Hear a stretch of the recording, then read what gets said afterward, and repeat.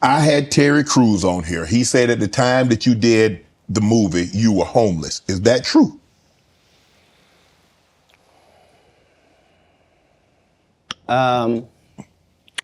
This was my situation. 5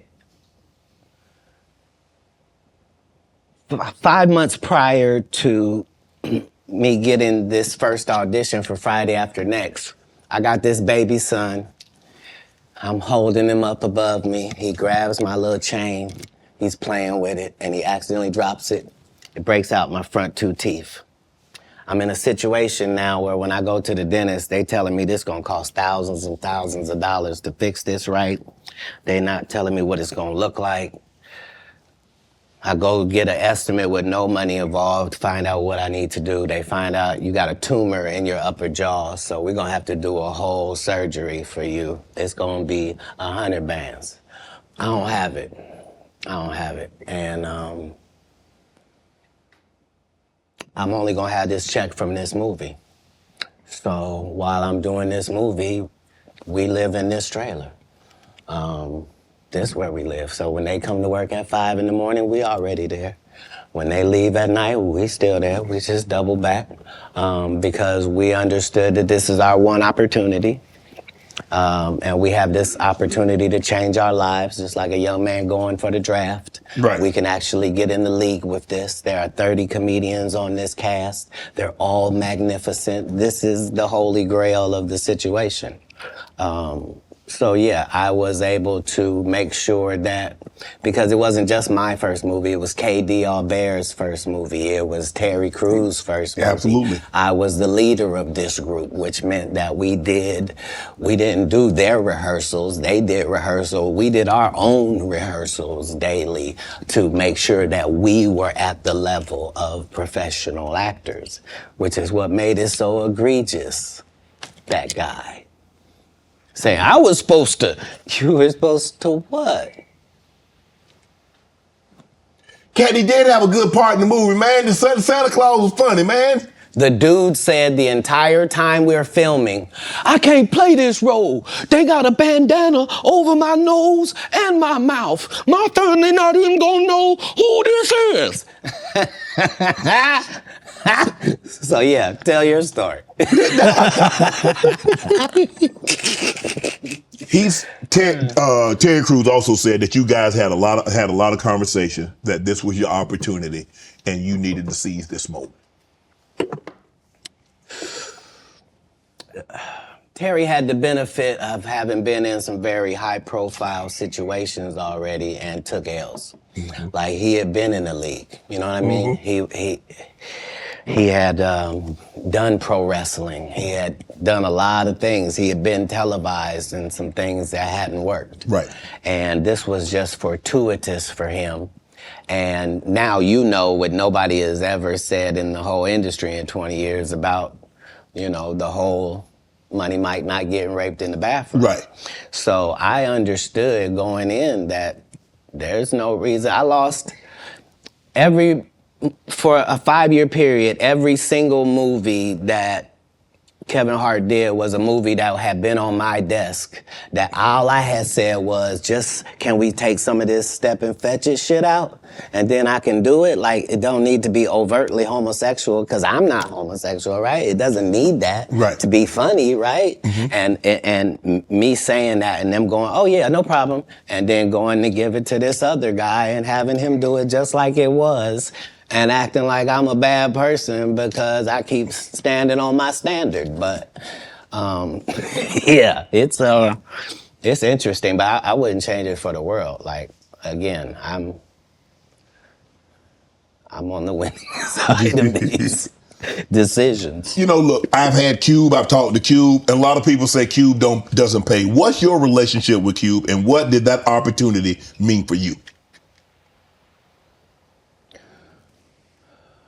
Well, the ungrateful bastards that would say anything about Cube's payment, you shouldn't even talk to them anymore. Like, you don't go to Goodwill, you don't go to a Goodwill thrift store and go, look at all this cheap ass shit. Why don't you shut up? Why don't you shut up? You could have went to Hermes. Why you didn't go to Balenciaga? Why you didn't get a bowl to the Balmain? You want to have that conversation? Right. What you mean the independent black dude who's filming it partly out of his fucking pocket? What you mean he didn't pay you enough? They weirdos. Weirdos that felt like they earned the opportunity because they were big. No, yeah. I understood. That ain't no $200 million movie. Well, I mean, how much did you expect you was gonna make? Well, I made enough to get them teeth fixed just like you did. Yeah. So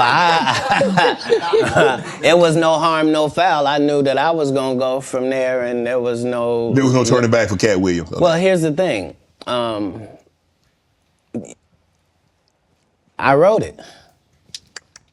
What I'm saying if I did it and I did a good job at it, you can thank me. I was involved. Right. I'm not gonna come later on and tell you, I never even read the whole script. So how you know what roles? What?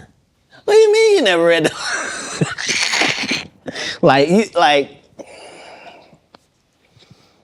these guys' whole job is to present something, unfortunately. And I'm just not a presenter. If you ask me a question, I'm just going to tell you the truth of how it went. Would you be willing to do another Friday? Cube already asked me to write it. I was supposed to have been writing it. This is what these guys are mad about. Like, we lost some great people before this movie could come out regardless. Right. And so, yes, there desperately needs to be one. But we miss John Witherspoon in a way that can't really be quantified, right, if I'm being honest with you. And the Chris Tucker that we got now is Epstein Island Chris Tucker, not Smokey. Oh, Lord. Whew. If I didn't know no better, I'd tell you he's the greatest. I don't care what you say. To be confident and not delusional is a real skill. Most of these confident people we see is really delusional. Well, you don't think they asked Chris Tucker to come back in the second Friday?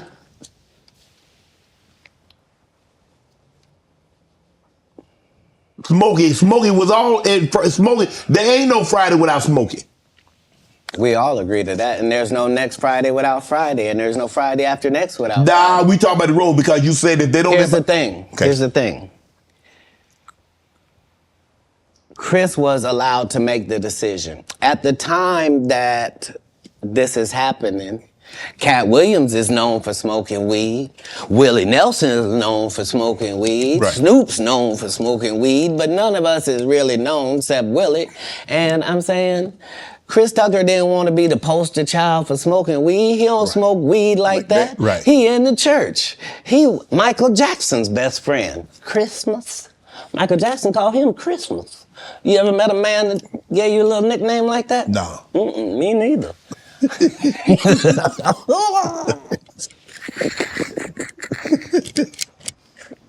Must be the greatest. Man, I ain't gonna be able to get nobody back. I ain't gonna be able to get no more comedians. They all coming. No, they ain't. Are you kidding? Nah. Hey, I promise you. I done got all the rest of them. I done got the ones. I promise you, everybody trying to double back. You're gonna be able to beat them off with a stick. You gonna let him? They're coming. Much as.